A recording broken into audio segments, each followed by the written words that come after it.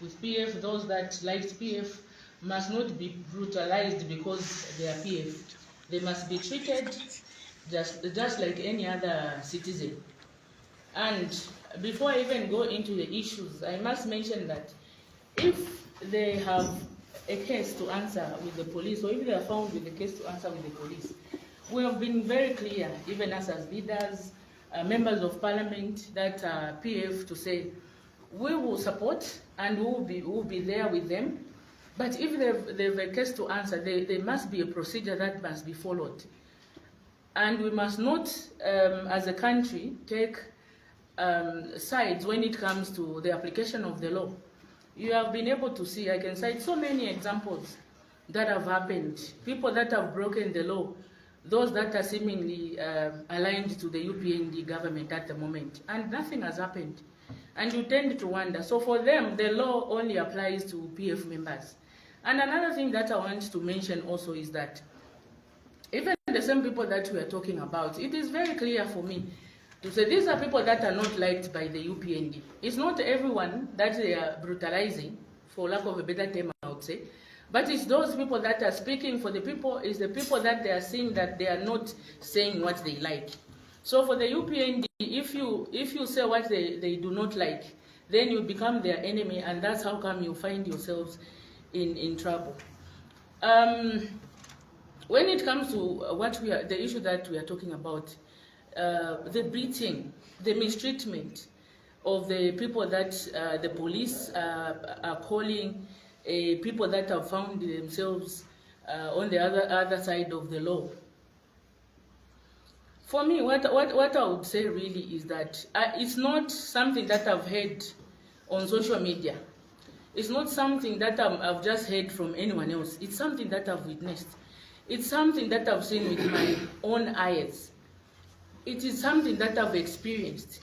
Not personally, but I've seen it from people that are close to me.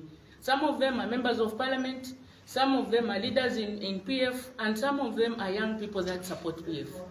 So when we talk about police brutality and the injustices that are being done to the PF members, we are talking about issues that we have seen. So whether the minister denies it on the floor of the House, whether the minister says it's not happening, but the truth is it's happening, because we have seen it.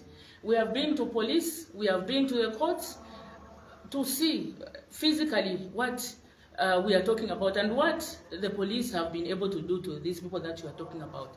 You know them. There's the former Ambassador Emmanuel Mwamba, there's the Rizwani, who just got recently released from prison, and I was there physically to see it, and I shed tears. You know, as women, as mothers, you wouldn't want to see any person go through what they were going through. And then also on the issues, I think by now we know when an issue is political, we also know when an issue is serious. So some of these issues or the cases that they are concocting to ensure that they punish those that are not speaking what they want to hear, for me this is very clear. It's political and it must stop. And that's why as a woman today, I'm standing up to say that this is wrong. Even to the president or whoever is listening, the Minister of Home Affairs, he may think that today he's standing up to say whatever that he can say, but what is wrong is wrong. And you cannot correct a wrong by doing a wrong thing. So today they are brutalizing the PF members. Tomorrow it may be any other innocent citizen.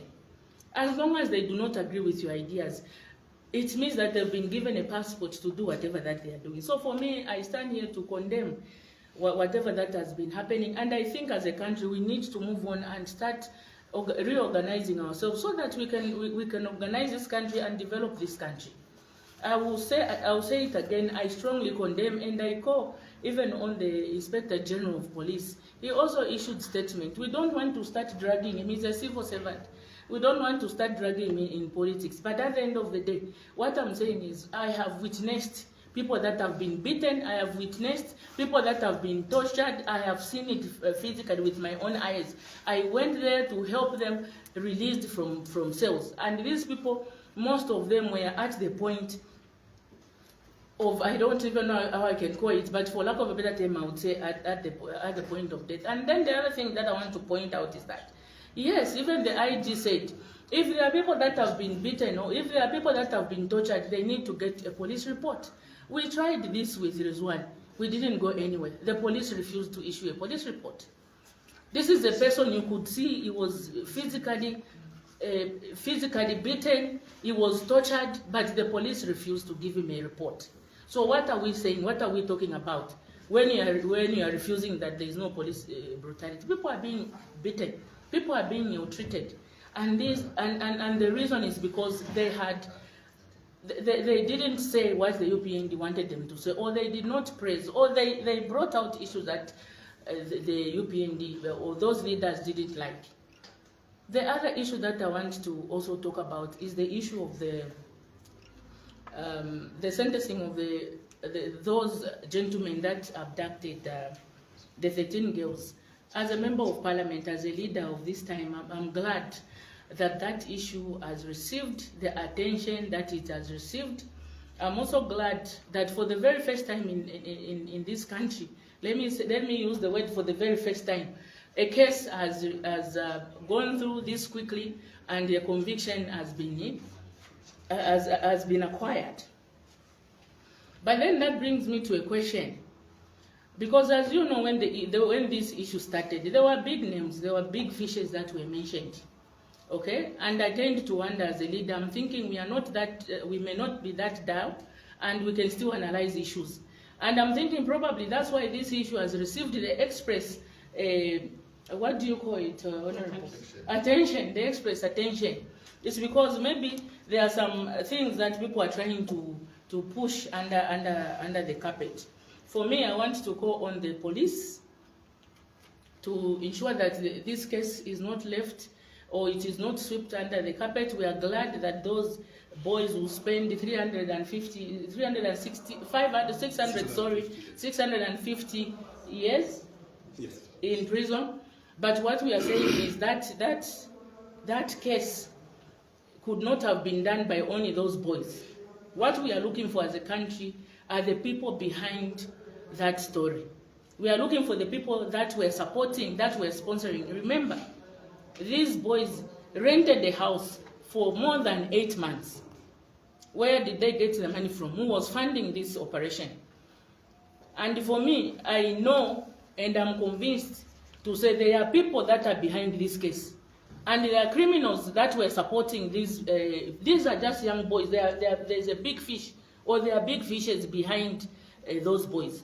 And what we don't want to see is a situation where after 2 years or after 1 year, you have forgotten about the issue, you hear that these people have been released. This is what may happen. We are happy that this case has gone this way, but what we are saying is, what about the other issues that were mentioned? What about the names that came out? Because where I come from, we said there's no smoke without fire. There's no way someone from nowhere can just come and mention the name of Honorable Mavonga when you don't know me. Okay? So we must always investigate some of these issues. And even the minister himself confirmed that this is an alien case. We have not seen such a thing in this country. This is the first time we had such a case. So that's why I will emphasize as a leader, standing up for my fellow women, and as a mother, standing up for my mothers, for the girls out there, even for the boys. We do not know what is happening. We don't know. But maybe we are speaking now. There could be other people that have been abducted. So we want the big fish caught. We want those names that were mentioned investigated, so that we can be rest assured to say our girls can move freely without a fear of being abducted. So for me, I'm glad that yes, those 2 boys have been convicted, but I'm not satisfied knowing that there were names, specific names that were mentioned. I can mention them today. I don't want to mention them. So can the police do their work, ensure that they thoroughly investigate? Those boys know the people that were sponsoring them. And that's why I'm questioning to say, but why was this case so fast? We needed to do more. We needed to dig more. Because all of us were worried. It's not easy to have 13 girls abducted for a long period of time. Those girls were raped. Okay? They did all sorts of things to them.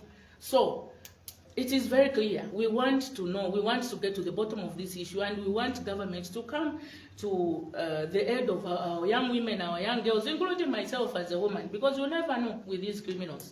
So we want those criminals to be brought to book. We want the big fish behind that case, so that then we can be rest assured that our streets are safe from those criminals. So this is just what I had to say. Thank you so much. Thank you so very much, Honorable Mwenda, for your submission. And next we are going to call upon Honorable Tasila Lungu to try to address some of